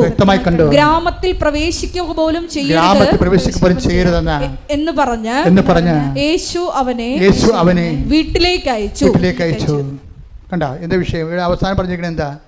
ഗ്രാമത്തിൽ ഇലവരാദികളുണ്ടല്ലേ അവിടെ. ദൈവത്തിൻ്റെ കൃപയിൽ വന്ന് നീ കർത്താവിൻ്റെ ഒരു അനുഗ്രഹം പ്രാപിച്ചു കഴിഞ്ഞാൽ പലപ്പോഴും ആ അനുഗ്രഹത്തിനെതിരെ സംസാരിക്കുന്ന ഒരു വീട്ടിലും ഉണ്ടാകും, അതുപോലെ തന്നെ നാട്ടിലും ഉണ്ടാകും. ചിലർ പറയും ഇത് പ്രാർത്ഥിച്ചില്ലായിരുന്നു നടക്കുമായിരുന്നു. അതാണ് ഗ്രാമം എന്ന് പറയണത്. മനസ്സിലായോ? പല്ലിലക്കാത്തമാരും ദൈവിക പ്രവൃത്തികൾ വെളിപ്പെട്ട് കഴിഞ്ഞാൽ ഉടനെ പല്ലിളിക്കുകയും വിളറി പിടിക്കുകയും ചെയ്യുന്ന ആർക്കാണ്? പിശാചിന. ദൈവിക പ്രവൃത്തികൾ വെളിപ്പെട്ട് കഴിഞ്ഞാൽ അത് ദൈവിക പ്രവൃത്തികളല്ല എന്ന് പറയും. ദൈവത്തെ അംഗീകരിച്ചു കഴിഞ്ഞാൽ എന്ത് പറ്റും? തങ്ങളുടെ ജീവിതത്തിൽ കാണിച്ചു കൂട്ടിയിരിക്കുന്ന വൃത്തികെട്ട ജീവിതങ്ങൾ തെറ്റായിട്ട് ഇന്നല്ലെങ്കിൽ നാളെ അവർ വിചാരണ ചെയ്യപ്പെടും. എന്തുകൊണ്ടാണ് മനുഷ്യൻ ദൈവത്തെ അംഗീകരിക്കുന്നത് പോരായ്മയെ കരുതുന്നത്? ഒന്ന്, അവൻ തന്നെയാണ് ദൈവം എന്ന് പറയുമ്പോഴാണല്ലോ പോരായ്മ. രണ്ടാമത്തെ കാര്യം അതല്ല, ദൈവം ഉണ്ടെന്ന് മനസ്സിലാക്കി കഴിഞ്ഞാൽ അവന് പേടിയാണ്. എന്താ കാര്യം? അവൻ ചെയ്തതെല്ലാം വെളിപ്പെടും. കുറച്ച് പേരുടെ കാര്യങ്ങൾ കുറച്ച് കഴിഞ്ഞേ വെളിപ്പെടുത്തുള്ളൂ എന്ന് പറഞ്ഞില്ലേ? അപ്പം പക്ഷേ വെളിപ്പെടും എന്നുള്ള കാര്യം ഉറപ്പാണ്. അത് ഓർക്കുമ്പോൾ ദൈവത്തെ എങ്ങനെയെങ്കിലും ഇല്ല എന്ന് അവനെക്കൊണ്ട് തന്നെ അവനെ വിശ്വസിപ്പിച്ചുകൊണ്ട് അവൻ്റെ പാപത്തിൽ അവനെ അഭിരമിക്കാൻ വേണ്ടിയുള്ള പൈശാചികമായ ത്വര നിൽക്കുന്ന കാരണം നിങ്ങളുടെ ദൈവ അനുഭവത്തെ അവൻ നിഷേധിക്കാൻ സാധ്യതയുണ്ട്. അങ്ങനെയുള്ളവരുടെ ഗ്രാമത്തിലും കൂട്ടായ്മയിലും നീ പ്രവേശിക്കരുതെന്ന് പറയും. അതുകൊണ്ട് തന്നെ നിൻ്റെ ഉടമ്പടി ജീവിതം എന്ന് പറയുന്നത് ഒരു വേർപാട് ജീവിതമാണ്. വേർപാട് ജീവിതം എന്ന് പറഞ്ഞ് ഒറ്റക്കിരിക്കുന്ന ജീവിതമല്ല, ലോകത്തോടുള്ള വേർപാടാണ്. ലോകത്തോടുള്ള വേർപാട്. ഇപ്പം ലോകത്തിൽ ദൈവത്തിനേക്കാൾ അംഗീകാരമുള്ള, ദൈവത്തെക്കാൾ കൂടുതൽ, ദൈവത്തിൻ്റെ കൂടെ നിന്നതിനേക്കാൾ കൂടുതൽ സന്തോഷങ്ങൾ, അംഗീകാരങ്ങൾ, അതിന് പത്രാസുകൾ, ഇങ്ങനെയൊക്കെയുള്ള വിഷയങ്ങൾ ലോകത്തിൽ അതിൽ അഭിരമിക്കുന്ന അനേകം മക്കളുണ്ട്. അധികാരത്തിൽ അഭിരമിക്കുന്നവരുണ്ട്. അവർ ആ കാര്യത്തിലെല്ലാം അവർ ആ വിഷയത്തിൽ സെക്യൂറാണ്. അപ്പോൾ ദൈവത്തെ സ്വീകരിച്ചു കഴിഞ്ഞാൽ അവർക്ക് ഉടനെ ഒരു ഫ്രസ്ട്രേഷൻ വരും. അതുകൊണ്ട് തന്നെ ദൈവത്തെ ഇവർ തള്ളി മാറ്റുകയും ദൈവികമായ കാര്യങ്ങൾ കേൾക്കുമ്പോൾ തലതിരിക്കുകയും റേഡിയോ മൊബൈൽ ഓഫ് ചെയ്യുകയും അങ്ങനെ നിങ്ങളെ നിഷേധിക്കുകയും, അങ്ങനെ പല ഗ്രാമങ്ങളിൽ അങ്ങനെ പല അതാണ് 26 8:26 മർക്കോസ് 8:26 ഗ്രാമത്തിൽ പ്രവേശിക്കുക പോലും ചെയ്യരുത് എന്ന് പറഞ്ഞ് ഗ്രാമത്തിൽ പ്രവേശിക്കുക പോലും ചെയ്യരുത് എന്ന് പറഞ്ഞ് യേശു അവനെ വീട്ടിലേക്ക് അയച്ചു. എന്ന് വെച്ച് കഴിഞ്ഞാലേ, നിങ്ങൾ ഉടമ്പടി എടുത്തതിന് ശേഷം ഒരു വേർപാട് ജീവിതമുണ്ട് ഇതിൻ്റെ അകത്ത്. അതുകൊണ്ടാണ് ഉടമ്പടിയിൽ നമ്മൾ ആൾക്കാർ വീണ് പോണത്. ഈ വേർപാട് ജീവിതം ആൾക്കാർക്ക് പല ആൾക്കാർക്കും അറിയത്തില്ല അതിനെക്കുറിച്ച്. അതറിയണമെന്നുണ്ടെങ്കിൽ ബൈബിളിൻ്റെ മുഴുവൻ വചനങ്ങളിലെല്ലാം ഈ വേർപാട് ജീവിതത്തെക്കുറിച്ച് പറയുന്നുണ്ട്. അതായത് ദൈവത്തെ നിരക്കാത്ത ജീവിത രീതികളും മനോഭാവങ്ങളും നിലപാടുകളും നയങ്ങളും ഒക്കെ സൂക്ഷിക്കുന്ന ആൾക്കാരിൽ നിന്ന് ഒരു കീപ്പ് എ റെസ്പെക്റ്റബിൾ ഡിസ്റ്റൻസ്. അത് ആദിമസഭയുടെ നിലപാടാണത്. മർക്കോസ് യാക്കോബിൻ്റെ 4:4 എടുത്ത് ശ്രുതിക്കട്ടെ. ഹല്ലേലൂയ, യേശുവേ നന്ദി, ഹല്ലേലൂയ, ഹല്ലേലൂയ, ഹല്ലേലൂയ, ഹല്ലേലൂയ, ഹല്ലേലൂയ, ഹല്ലേലൂയ. യേശുവേ ആരാധന, ആരാധന. യാക്കോബ് 4:4 4:4-5 വിശ്വസ്തത പുലർത്താത്തവരെ. കേട്ടോ, യാക്കോബ് 4 അധ്യായം 4-ാം വാക്യവും 5-ാം വാക്യവും എന്താ പറയണത്? പറഞ്ഞേ, വിശ്വസ്തത പുലർത്താത്തവരെ. ലോകത്തോടുള്ള മൈത്രി ദൈവത്തോടുള്ള ശത്രുതയാണെന്ന് നിങ്ങൾ അറിയുന്നില്ലേ? ലോകത്തിന്റെ മിത്രമാകാൻ ആഗ്രഹിക്കുന്നവർ. ഇതാണ് പ്രലോഭനം എന്ന് പറയുന്നത്. എല്ലാവർക്കും ഉള്ള ലോകത്തിന്റെ മിത്രമാകാൻ ആഗ്രഹിക്കുന്നവര് തന്നെ ദൈവത്തിന്റെ ശത്രുവാക്കുന്നു. ഉടമ്പടി എടുത്ത ആൾക്കാരും പിന്നീട് ദൈവത്തെ അംഗീകരിക്കാത്തവരുടെ കൂട്ടായ്മയിലും അവർ പറയണം ശരിയാണല്ല, അതും ശരിയാണല്ല, ഇതും ശരിയാണെന്നൊക്കെ പറഞ്ഞു കഴിഞ്ഞാൽ ഒത്തുതീർപ്പ് ചെയ്യും. ലോകത്തോട് ഒത്തുതീർപ്പാകും. ഒത്തുതീർപ്പായി കഴിഞ്ഞാൽ എന്ത് പറയാം? ലോകത്തോടുള്ള മിത്രം ദൈവത്തോടുള്ള ശത്രുതയാണെന്ന് നിങ്ങൾ അറിയുന്നില്ലേ? അടുത്ത വചനം എന്താ? നമ്മിൽ നിക്ഷേപിച്ചിരിക്കുന്ന നിക്ഷേപിച്ചിരിക്കുന്ന ആത്മാവിനെ ദൈവം അസൂയയോടെ അഭിലഷിക്കുന്നു എന്ന തിരുവെഴുത്ത് വൃഥാ ആണെന്ന് നിങ്ങൾ വിചാരിക്കുന്നുവോ? അപ്പൊ നമ്മളിൽ പരിശുദ്ധാത്മാവ് നിറഞ്ഞു കഴിഞ്ഞാൽ ദൈവത്തിനോട് നമ്മളോട് വല്ലാത്ത ആകർഷണമുണ്ടാകും. ഇപ്പം ഈ ഞാൻ പറഞ്ഞ മാത്യു അച്ഛൻ്റെ വിഷയം എന്താ? അച്ഛനിൽ തന്നെ ഇതുപോലെ തന്നെ പരിശുദ്ധാത്മാവ് നിറഞ്ഞ് സുവിശേഷം വളരെ സന്തോഷത്തോടു കൂടിയാണ് അച്ഛൻ പങ്കുവെക്കുന്നത്. അച്ഛൻ പങ്കുവെക്കുമ്പോൾ ആ സുവിശേഷത്തിൻ്റെ ഒരു പ്രചിരിമയുണ്ടല്ലോ, അതിങ്ങനെ പ്രജ്വലിക്കണ കാണാം. എന്ന് വെച്ചാൽ ഓരോ സ്ഥലങ്ങളിലും അച്ഛൻ അനാഥാലയത്തിലൊക്കെ ചെല്ലും. മെൻ്റലി റിട്ടാർഡഡ് ആയിട്ടുള്ള ഒരു പേഴ്സൺ, രോഗികൾ താമസിക്കുന്ന ഒരു സ്ഥലത്ത് ചെല്ലും. എന്നുവെച്ചാൽ അവർക്ക് ഫിസിക്കലി അച്ഛൻ പറയുന്നുണ്ടത് they are mentally retarded and physically handicapped. എന്നുവെച്ചാൽ അവർ മെൻ്റലി വെച്ചാൽ അവർ മാനസിക രോഗികളാണ്, പക്ഷേ അവരുടെ കൈയും കാലും പലതും ഇല്ല. അങ്ങനെ ഒരു ജന്മങ്ങൾ എന്തുമാത്രം കഷ്ടപ്പാടാണ്. അവരെ കാണാൻ അച്ഛൻ പോകും. എന്താ കാര്യം? അച്ഛനിൽ പരിശുദ്ധാത്മാവുണ്ട്. കാര്യം അച്ഛൻ എഴുതിയിരിക്കുന്നത് എന്താണ്? പരിശുദ്ധാത്മാവ്. നമ്മൾ ആരെങ്കിലും പറഞ്ഞത് കേട്ട് ജോസഫച്ചൻ്റെ പ്രശ്നം കേട്ട് പോകുകയില്ലേ?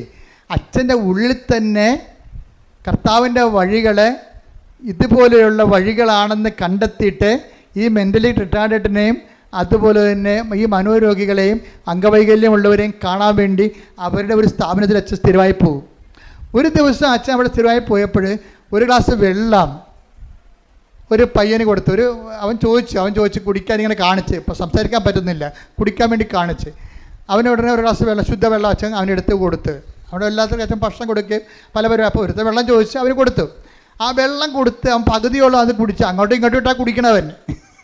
അറിയാമല്ലേ, മെൻ്റൽ റിട്ടയർഡ് ആൾക്കാർ തുപ്പൽ അങ്ങോട്ട് ഇടും, അങ്ങോട്ട് വെച്ച് കുടിക്കും, പിന്നെ ഇടും. പകുതി കുടിച്ച് കഴിഞ്ഞപ്പോൾ ആ വെള്ളവും ഗ്ലാസ് എടുത്ത് അച്ഛനെ മോന്നൊക്കെ ഇറങ്ങി. ഈ തുപ്പലും വെള്ളം കൂടി അച്ഛനെ മേത്ത് വീണ്. അപ്പോൾ അച്ഛനൊരു കാഴ്ച കണ്ട്. അച്ഛൻ ചിരിച്ച്. എന്താ അച്ഛൻ കണ്ടതറിയാം? അത് ഉണ്ണീശയാണ് എനിക്ക് തോന്നിയെന്ന്. ഹല്ലേലൂയ, ഹല്ലേലൂയ, ഹല്ലേലൂയ. അതാണ് മൂന്നാം കാഴ്ച എന്ന് പറയുന്നത്. ഉടമ്പടിയുടെ മൂന്നാം കാഴ്ച എന്ന് പറയും. അതായത് നമ്മളെ ശിക്ഷിക്കുന്നവരും നമ്മൾ അനുഗ്രഹിക്കുമ്പോൾ തന്നെ നമ്മളെ ശിക്ഷിക്കുന്നവരുണ്ട്. നമ്മളെ സഹായിക്കുമ്പോൾ തന്നെ നമ്മളെക്കുറിച്ച് മോശം പറഞ്ഞു വരുത്തുന്നവരുണ്ട്. അപ്പോൾ അങ്ങനെ ഉള്ളവരെയൊക്കെ കാണുന്നതിന് വേറെ ഒരു കാഴ്ചയുണ്ട്. അതെന്താ വെച്ച് കഴിഞ്ഞാൽ നമ്മൾക്ക് വിഷമം. ഇപ്പം തന്നെ ഈ കർത്താവ് ഇവനോട് ചോദിക്കണം, 23 എടുത്തേ, 8:23 എടുത്തേ, അതിൻ്റെ മർക്കോസിൻ്റെ സുവിശേഷത്തിൽ ഈ അന്ധന് കാഴ്ച നൽകുന്നതിൻ്റെ പ്രോസസ്സ് നോക്കിയാൽ മനസ്സിലാവും. അത് ശ്രദ്ധിക്കട്ടെ. ഹല്ലേലൂയ, ഹല്ലേലൂയ, ഹല്ലേലൂയ. അവൻ അന്ധനെ കൈക്ക് പിടിച്ച് ഗ്രാമത്തിന് വെളിയിലേക്ക് കൊണ്ടുപോയി അവന്റെ കണ്ണുകളിൽ തുപ്പിയ ശേഷം അവന്റെ മേൽ കൈകൾ വെച്ചുകൊണ്ട് ചോദിച്ചു, നീ എന്തെങ്കിലും കാണുന്നുണ്ടോ? നോക്കിയിട്ട് അവൻ പറഞ്ഞു, ഞാൻ മനുഷ്യരെ കാണുന്നുണ്ട്. അവർ മരങ്ങളെ പോലിരിക്കുന്നു. അവൻ മരങ്ങളെ പോലെ ഇരിക്കുന്നു, നടക്കുന്നതായും കാണുന്നു. അപ്പൊ ഇവന്റെ ഒന്നാം കാഴ്ച എന്ന് വെച്ചാൽ ഇവന്റെ കണ്ണുകളിലെ, ഈ അന്ധന്റെ കണ്ണുകളിലെ, ഇവൻ ജന്മനാന്തനൊന്നും അല്ലെന്ന് തോന്നണം. എന്താ കാര്യം, ഇയാൾ മരത്തെ കാണുന്നുണ്ടെന്ന്, മരത്തെ അയാൾ കാണുന്നുണ്ടല്ലോ, പണ്ട് ഇയാൾ മരത്തെ കണ്ടിട്ടുണ്ടെന്ന് അർത്ഥം. ഏതോ കാലത്ത് വെച്ച് കാഴ്ച പോയ ആളാണ്. മരത്തെയൊക്കെ വെച്ചൊക്കെ പുള്ളിക്ക് അറിയാം ശരിക്കും. അപ്പോൾ അയാൾ ആദ്യത്തെ കാഴ്ച കർത്താവ് തുപ്പൽ തൊട്ട് ഇവൻ്റെ കണ്ണിൽ വെച്ച്, അത് ഒരു പാരമ്പര്യ ചികിത്സയാണ്. പാരമ്പര്യ ചികിത്സ എന്ന് വെച്ചാൽ അന്നത്തെ ആൾക്കാരൊക്കെ ചെയ്തുകൊണ്ടിരുന്ന, ഈ മിഡിൽ ഈസ്റ്റിലൊക്കെ ചെയ്തുകൊണ്ടിരുന്ന ഒരു സാധാരണ നാട്ടുമരുന്നല്ലേ, വീട്ടുമരുന്നെന്നൊക്കെ പറഞ്ഞ പോലെ ഒരു പാരമ്പര്യ പരിപാടിയാണ് അത്. കർത്താവ് ഇവന് വേണ്ടി എന്തോ ചെയ്യുന്നു. അതാണ് ടൈലറിൻ്റെ ഒക്കെ ഭയങ്കര വ്യാഖ്യാനങ്ങളുണ്ട് ഇതിനെക്കുറിച്ച്. കർത്താവ് ഇവന് വേണ്ടി എന്തോ ചെയ്യുന്നു എന്നുള്ള അവനെ ബോധ്യപ്പെടുത്തുന്നില്ല. അവർ ഈ കയ്യപ്പ് പ്രാർത്ഥനയും കർത്താവിൻ്റെ കാഴ്ചപ്പെടുത്തലൊന്നും ദൈവിക പ്രവർത്തനത്തെക്കുറിച്ചൊന്നും ഹി ഡസൻ നോ എനിത്തിങ്. അതൊക്കെ മുമ്പ് മറ്റ് പ്രവർത്തനങ്ങൾ അത്രയ്ക്ക് അർത്ഥവത്തല്ലെന്ന് ഇവനെ ബോധ്യപ്പെടുത്തുന്നുണ്ടെങ്കിൽ മറ്റ് മീഡിയംസ് ഉപയോഗിക്കണം. അതൊരു കർത്താവ് മറ്റ് മീഡിയംസ് ഉപയോഗിച്ചിട്ട് ഇവനെ ഹീൽ ചെയ്യാൻ ഇവനെ ബോധ്യപ്പെടുത്തുകയാണ്. പക്ഷെ അവൻ പറയുന്നത് കാണുന്നുണ്ട്, പക്ഷേ എന്താ കാണുന്നത്? ഞാൻ മനുഷ്യരൊക്കെ തന്നെ കാണുന്നത്, പക്ഷേ എല്ലാം എങ്ങനെ ഇരിക്കണേ? മരങ്ങളെപ്പോലെ ഇരിക്കണം എന്നാണ് പറയണം, മരങ്ങളെപ്പോലെ ഇരിക്കണം. അപ്പോൾ അത് കഴിഞ്ഞിട്ട് വീണ്ടും ഈശോ തുപ്പലൊന്നും ഇല്ലാതെ ഡയറക്റ്റായിട്ട് കർത്താവിൻ്റെ ശക്തിമുദ്ര അവൻ്റെ കണ്ണുകളിൽ കൈവച്ചിട്ട് പ്രാർത്ഥിക്കും. എന്നിട്ട് പറയും, നീ കണ്ണു തുറന്നതെന്ന് പറയുമ്പോൾ ഞാനിപ്പോഴെല്ലാം, അവൻ പറയും, എന്താ പറയണത്? വ്യക്തമായി കാണുന്നുണ്ടെന്ന് പറയും. അപ്പോഴാണ് ഇവൻ പറയണത്, ഇനിയും കാഴ്ചകൾ നീ കാണും. കാര്യം എന്താ? ഇതൊരു പ്രോസസ്സാണ്, ഇനിയും പ്രോസസ്സാണ്. ഇപ്പോൾ അച്ഛൻ കാഴ്ച കണ്ടില്ലേ? തുപ്പലും വെള്ളമായിട്ട് അച്ഛനെ മോന്തക്കിട്ട് എറിഞ്ഞപ്പോഴേ അത് കുഞ്ഞാണ്. പക്ഷേ അച്ഛനെ സംബന്ധിച്ചിടത്തോളം അച്ഛൻ എന്താ പറഞ്ഞത്? അത് ഉണ്ണീശോ അങ്ങനെ കുഞ്ഞും പ്രായത്തിൽ ചെയ്ത പോലെ എനിക്ക് തോന്നിയെന്ന്. അച്ഛൻ ആ കുഞ്ഞിനെ സാന്ത്വനപ്പെടുത്തിയെന്ന്. അതാണ് മൂന്നാം കാഴ്ച. നമ്മളെ ഉപദ്രവിക്കുന്നവരെ ക്രിസ്തുവായിട്ട് കാണുന്നൊരു മൂന്നാം കാഴ്ചയുണ്ട്. ഉടമ്പടി എന്ന് പറഞ്ഞാൽ ഗ്രാമത്തിൽ പ്രവേശിച്ച് കഴിഞ്ഞാൽ നമുക്ക് ഈ കാഴ്ചയൊന്നും കാണാൻ പറ്റത്തില്ല. ഗ്രാമത്തിൽ പ്രവേശിച്ച് കഴിഞ്ഞാൽ ഗ്രാമം പഴയ സാധനമാണ്. അവിടെ നമ്മളെ വീണ്ടും തന്നതുപോലും ഇല്ലായ്മയായിട്ട് അവർ പറയത്തുള്ളൂ. അതുകൊണ്ടാണ് നിൻ്റെ അനുഭവങ്ങളെ ഒരിക്കലും പന്നികളുടെ മുമ്പിൽ വിതരരുതെന്ന് പറയും. അതാണ് പ്രശ്നം. ഗ്രാമത്തിൽ പന്നി ഉണ്ടല്ല. കർത്താവിനെ അറിയാത്തവരും ഉദരം തന്നെ ദൈവമായിട്ടുള്ള ആൾക്കാരുണ്ട്. അപ്പോൾ അവർക്ക് വേറെ ഒന്നും മനസ്സിലാകത്തില്ല. ബുദ്ധിയും യുക്തിയും മാത്രമേ ഉള്ളൂ ലോകത്തെന്ന് പറഞ്ഞിരിക്കുന്നവർ. ബുദ്ധി തന്നെ ദൈവമായിട്ടുള്ളവരുണ്ട്. അവർക്ക് ദൈവത്തിൻ്റെ അടയാളങ്ങൾ മനസ്സിലാവത്തില്ല. അപ്പോൾ അതുകൊണ്ടാണ് പറയണത്, ഇങ്ങനെയുള്ളവരുമായിട്ട് ആവശ്യമില്ലാത്ത തർക്കിക്കാനൊന്നും പോകണ്ടെന്നാണ് പറയണത്. എന്താ കാര്യം? നീയും നിൻ്റെ ദൈവാനുഭവങ്ങളും അതേക്കുറിച്ച് നിനക്ക് ബോധ്യം കിട്ടിയിട്ടുണ്ടെങ്കിൽ ആ ബോധ്യത്തിൽ നീ എന്താ ചെയ്യേണ്ടത്? വളരണം. ബോധ്യത്തിൽ വളരണം. അപ്പോൾ ഈശോ വളരെ കൃത്യമായ രീതിയിലാണ് പറയുന്നത്. അതായത് നമ്മുടെ വളർച്ച എന്ന് പറയണത് മറ്റ് വ്യക്തികളിലെ, പ്രത്യേകിച്ച് പണ്ട് നമ്മളെ വേദനിപ്പിക്കുകയും നമ്മളെ കേൾക്കുമ്പോൾ വേദനയും ബുദ്ധിമുട്ടും വെറുപ്പും വൈരാഗ്യവും അമർഷം തോന്നിയിരുന്ന സ്ഥാനത്ത് ദയയും നന്മയും വിശ്വസ്തതയും ആത്മസമയം പോലെ പരിശുദ്ധാത്മാവിൻ്റെ ഫലങ്ങളാൽ പ്രചോദിപ്പിക്കപ്പെടുന്ന ഒരു പെരുമാറ്റ ശൈലി രൂപീകരിച്ച് തോന്നിക്കഴിഞ്ഞാൽ നീ മൂന്നാം കാഴ്ചയിലായി. ഉടമ്പടിയുടെ മൂന്നാം കാഴ്ച അതാണ്. ഗ്രാമത്തിൽ പ്രവേശിക്കരുതെന്ന് പറയുമ്പോഴേ അതിൻ്റെ അർത്ഥം ദൈവത്തിൻ്റെ പക്ഷം ചേർന്ന് ദൈവത്തിൻ്റെ അരൂപി ജീവിക്കണമെന്നാണ്, ജീവിതം തുടരണമെന്നാണ്. അല്ലാതെ 90 ദിവസം കഴിഞ്ഞു ഞാൻ എൻ്റെ ഉടമ്പടി അവസാനിച്ചു ഇനി അച്ഛൻ കണ്ടാൽ മാത്രം മതി എന്ന് പറയരുത്. ഉടമ്പടി അതുക്കും മേലെയാണ്. ശ്രദ്ധിക്കട്ടെ. ഹല്ലേലൂയ, ഹല്ലേലൂയ, ഹല്ലേലൂയ, ഹല്ലേലൂയ, ഹല്ലേലൂയ. മഹത്വം, ആരാധന, ആരാധന, ഹല്ലേലൂയ, ഹല്ലേലൂയ. ആരാധന, ഹല്ലേലൂയ, ഹല്ലേലൂയ. മഹത്വം, ആരാധന, ആരാധന, ഹല്ലേലൂയ. എല്ലാവരും എഴുന്നേൽക്കുക. ഈശ്വര ആരാധന, ഹല്ലേലൂയ, ഹല്ലേലൂയ. സമാപന പ്രാർത്ഥനയിലേക്ക് പ്രവേശിക്കുകയാണ്. രോഗസൗഖ്യ പ്രാർത്ഥനയും ജീവിത ദുരിത തടസ്സങ്ങൾക്കെതിരെയുള്ള ദൈവിക ശക്തിപ്രാർത്ഥനയുടെ സമയമാണ്. ശ്രദ്ധിക്കട്ടെ. ഹല്ലേലൂയ, ഹല്ലേലൂയ, ഹല്ലേലൂയ, ഹല്ലേലൂയ, ഹല്ലേലൂയ. ഈശ്വര ആരാധന, മഹത്വം, മഹത്വം, ആരാധന, ആരാധന, ഹല്ലേലൂയ, ഹല്ലേലൂയ. ഈശ്വര ആരാധന, ഹല്ലേലൂയ, ഹല്ലേലൂയ, ഹല്ലേലൂയ, ഹല്ലേലൂയ. മഹത്വം, മഹത്വം, ആരാധന, ആരാധന, ഹല്ലേലൂയ, ഹല്ലേലൂയ. ഈശ്വര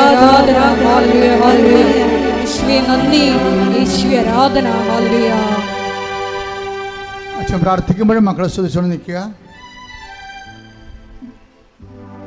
കർത്താവിൻ്റെ അറിവ് നിങ്ങളിലേക്ക് ആവശ്യിച്ചുകൊണ്ട് നിങ്ങൾ പ്രാർത്ഥിക്കുന്ന വിഷയത്തിന് വേണ്ടി ദൈവിക തീരുമാനം ഉണ്ടാകുന്ന ദൈവികമായ ഒരു സമയമാണിത്. പരിപൂർണമായി അൾത്താറയെ മനസ്സർപ്പിക്കണം. ഇതാണ് നിങ്ങളുടെ രക്ഷയുടെ സമയം, ഇതാണ് നിങ്ങളുടെ സൗഖ്യത്തിൻ്റെ സമയം, ഇതാണ് നിങ്ങളുടെ വിടുതലിൻ്റെ സമയം. വിശ്വസ്തയുടെയും വിശ്വാസത്തോടെയും നേടിയെടുക്കാൻ വേണ്ടി കർത്താവിന്റെ ദൃശ്യത്തിന് ഭയത്തോടെയും വിറയലോടെയും നിൽക്കട്ടെ. ശ്രദ്ധിക്കട്ടെ. ഹല്ലേലൂയ ഹല്ലേലൂയ ഹല്ലേലൂയ ഹല്ലേലൂയ മഹത്വം മഹത്വം ആരാധന ആരാധന ഹല്ലേലൂയ ഹല്ലേലൂയ ഹല്ലേലൂയ യേശുവേ ആരാധന ഹല്ലേലൂയ ഹല്ലേലൂയ ഹല്ലേലൂയ യേശുവേ നന്ദി ഹല്ലേലൂയ ആരാധന ഹല്ലേലൂയ. പരിശുദ്ധ പരമദിവ്യകാരുണ്യത്തിന് ആരാധനയും സ്തുതിയും പുകഴ്ചയും ഉണ്ടായിരിക്കട്ടെ. ഏറ്റു പ്രാർത്ഥിച്ച കർത്താവായ ദൈവമേ, അന്ധന് കാഴ്ച നൽകിയവനെ, ചെകിടന് കേളി നൽകിയവനെ, ഊമന് സംഭാഷണം നൽകിയവനെ, മഹോരോഗ്യ സുഖപ്പെടുത്തിയവനെ, തളർവാരോഗ്യ സുഖപ്പെടുത്തിയവനെ, മരിച്ചവനെ ഉയർപ്പിച്ചവനെ, നിന്റെ തിരുനാമത്തിന് സ്തോത്രം ചെയ്യുന്നു. കർത്താവേ, നിന്റെ തിരുമുറിവാർന്ന വലതുകരം, അനുഗ്രഹത്തിന്റെ വലതുകരം, ആണിപ്പെടുതാർന്ന അത്ഭുതകരം, നിന്റെ തിരുമുറിവാർന്ന വലതുകരം, അനുഗ്രഹത്തിന്റെ അത്ഭുതകരം, ആണിപ്രധാന അഭിഷേകരം എന്റെ ശിരസിൽ വെക്കണമേ, എന്റെ ശിരസിൽ വെക്കണമേ. അടിപ്പിണർ പോലെ, വൈകാഘാതം പോലെ ദൈവികമായ ശക്തി, ദൈവികമായ ശക്തി ഉച്ച മുതല് ഉള്ളംകാൽ വരെ പ്രസരിക്കട്ടെ. അത്ഭുത ശക്തി, ദൈവിക ശക്തി ഉച്ച മുതല് ഉള്ളംകാൽ വരെ പ്രസരിക്കട്ടെ. ഓൺലൈനിൽ പ്രാർത്ഥിക്കുന്നവരെല്ലാം കർത്താവിന്റെ കൃപ നിറയട്ടെ, കർത്താവിന്റെ കൃപ നിറയട്ടെ. ശരീരത്തിന് മുഴകള്, ശരീരത്തിലെ സിസ്റ്റുകള്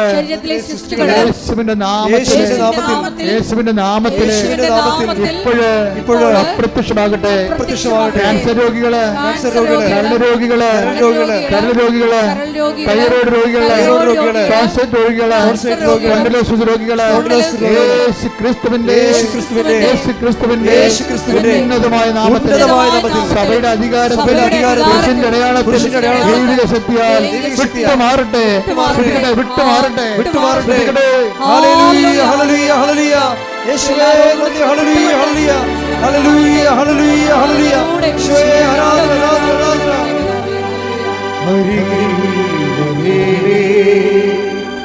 സദയം തുടരേ സുഖമായി എന്നെ അരികിൽ വരേണേ. സദയം തുടരേ സുഖമായി എന്നെ പ്രാർത്ഥി. കർത്താവായ ദൈവമേ, അങ്ങയുടെ തിരുമുറിവാർന്ന വലതുകരം, ആണിപ്പെടുതാർന്ന അത്ഭുതകരം ഈ നിമിഷം അങ്ങയുടെ മക്കളുടെ ശിരസിൽ വെക്കണമേ, ശിരസിൽ വെക്കണമേ. അടിപ്പിടർ പോലെ, ആഘാതം പോലെ ശരീരത്തിന്റെ ഓരോ കോശങ്ങളിലേക്ക്, ഓരോ പേശികളിലേക്ക്, ഓരോ ഞരമ്പുകളിലേക്ക്, അസ്ഥിരന്ധനങ്ങളിലേക്ക് കർത്താവിന്റെ രക്തം പടരട്ടെ. അസ്ഥിരന്ധനങ്ങളിലേക്ക് കർത്താവിന്റെ രക്തം പടരട്ടെ. ക്യാൻസർ രോഗങ്ങള്, ഉദരാശ രോഗങ്ങള്, ഈശോയുടെ രോഗങ്ങള്, രോഗങ്ങള്, രോഗങ്ങള്, ആമാശ രോഗങ്ങള്, ചുരുക്കങ്ങള്, കുടലിന്റെ അൾസറ്, എല്ലാ രോഗങ്ങള് യേശുവിന്റെ നാമത്തിൽ, ജനിതക രോഗങ്ങള് യേശുവിന്റെ നാമത്തിൽ മാറിപ്പോകട്ടെ. ഹല്ലേലൂയ ഹല്ലേലൂയ ഹല്ലേലൂയ യേശുവേ ഹല്ലേലൂയ ഹല്ലേലൂയ ഹല്ലേലൂയ ഹല്ലേലൂയ ഹല്ലേലൂയ യേശുവേ നന്ദി. ഹല്ലേലൂയ സദയം തുടരേ സുഖമായി എന്നെ അരികിൽ വരേണേ. സദയം തുടരേ സുഖമായി എന്നെ. പരിശുദ്ധ പരമദിവ്യകാരുണ്യത്തിന് ആരാധന പുകഴ്ചയും ഉണ്ടായിരിക്കട്ടെ. പരിശുദ്ധ പരമ ദിവ്യകാരുണ്യത്തിന് നേരവും ആരാധനയും സ്തുതിയും പുകഴ്ചയും ഉണ്ടായിരിക്കട്ടെ. പരിശുദ്ധ പരമ ദിവ്യകാരുണ്യത്തിന് നേരവും ആരാധനയും സ്തുതിയും പുകഴ്ചയും ഉണ്ടായിരിക്കട്ടെ. ശിരസ് വെച്ചുകൊണ്ട് സ്തുതിക്കട്ടെ. ഹല്ലേലൂയ ഹല്ലേലൂയ ഹല്ലേലൂയ ഹല്ലേലൂയ ഹല്ലേലൂയ. മഹത്വം മഹത്വം. കർത്താവേ, നിന്റെ ഉന്നതമായ നാമത്തിന് സ്വന്തം ചെയ്യുന്നു. ജോലിയില്ലാത്ത മക്കൾ പ്രാർത്ഥിക്കുന്നുണ്ട് കർത്താവേ.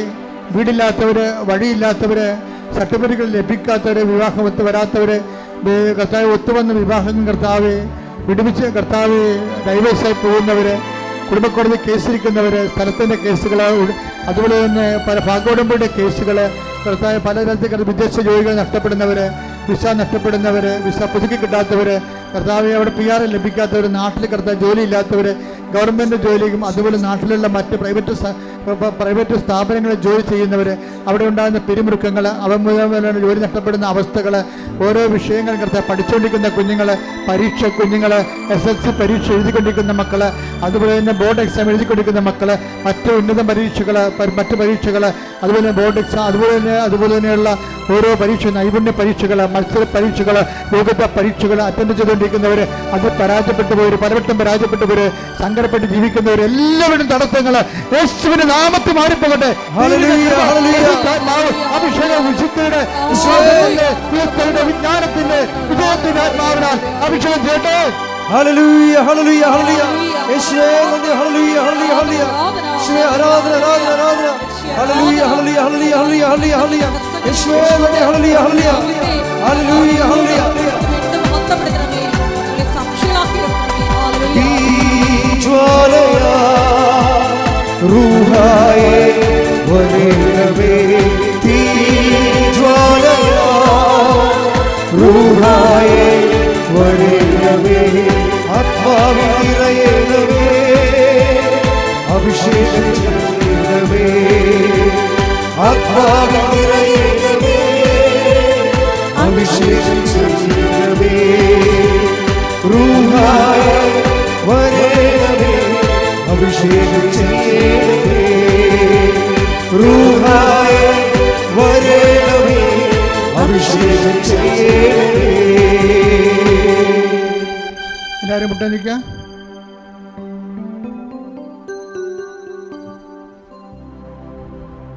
മൗനമായി പ്രാർത്ഥിക്കേണ്ട സമയമാണ്.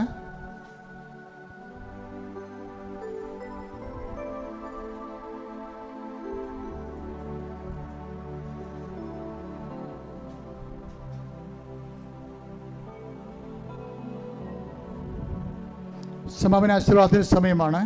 ഒരിക്കൽ കൂടി മരിയൻ ഉടമ്പടിയിൽ സമർപ്പിച്ചിരിക്കുന്ന എല്ലാ വിഷയങ്ങളും ദൈവമാതാവിൻ്റെ മധ്യസ്ഥതയിൽ ദിവ്യകാരുണ്യ സന്നിധിയിൽ സമർപ്പിച്ച് നമുക്കൊരു നിമിഷം മൗനമായിട്ട് പ്രാർത്ഥിക്കാം. കൊളോസസ് 3:10 തിരുവചനം അനുസരിച്ചുകൊണ്ട് പഴയ മനുഷ്യനെ അവൻ്റെ ചെയ്തികളോടുകൂടെ നിഷ്കാസനം ചെയ്ത് സൃഷ്ടാവിൻ്റെ പ്രതിച്ഛായയ്ക്കൊത്തവിധം നവീകരിക്കപ്പെട്ട പുതിയ മനുഷ്യനെ ധരിക്കുവാൻ ഈശോയെ ഈ ആരാധനയിലൂടെ ഞങ്ങൾക്ക് കൃപ നൽകണമേ എന്ന് ഒരു നിമിഷം പ്രാർത്ഥിക്കാം.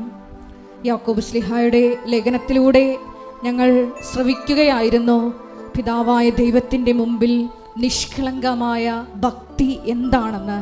ഒന്നാമതായി ഞങ്ങൾ ശ്രവിക്കുകയുണ്ടായി അനാഥരെയും വിധവകളുടെയും ഞെരുക്കങ്ങളിൽ അവരെ സഹായിക്കുക.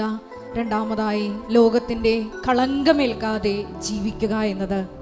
ഈശോയെ, മരിയൻ ഉടമ്പടി എടുത്തിരിക്കുന്ന ഞങ്ങളെല്ലാവരും ക്രിസ്തു കൈമാറ്റത്തിലൂടെയും കാരുണ്യ പ്രവർത്തനങ്ങളിലൂടെയും എല്ലാം ഈശോയെ നിൻ്റെ സ്നേഹം ലോകത്തിന് കൈമാറി ലോകത്തിൻ്റെ കളങ്കമേൽക്കാതെ ക്രിസ്തു സാക്ഷികളായി അന്ത്യം വരെയും ജീവിക്കുവാൻ ഞങ്ങളെ അഭിഷേകം ചെയ്യണമേ എന്ന് പ്രാർത്ഥിച്ചുകൊണ്ട് നമുക്ക് ശിരസ്സ് നമിച്ച് ദിവ്യകാരുണ്യനാഥൻ്റെ ആശീർവാദം സ്വീകരിക്കാം.